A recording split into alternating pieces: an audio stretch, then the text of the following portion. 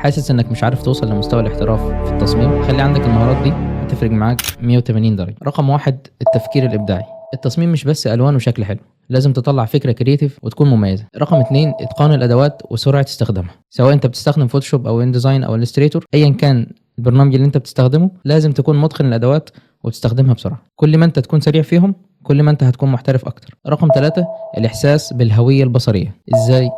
اتعلم ازاي تختار الالوان، الخطوط، العناصر اللي هتستخدمها في الهوية. كل ده لازم تتعلمه عشان توصل الهوية بتاعتك للعميل.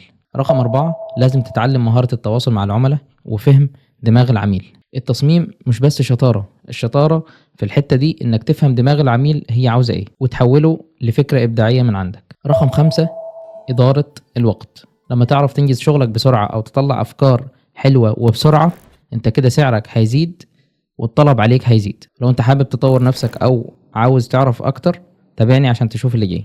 السلام عليكم.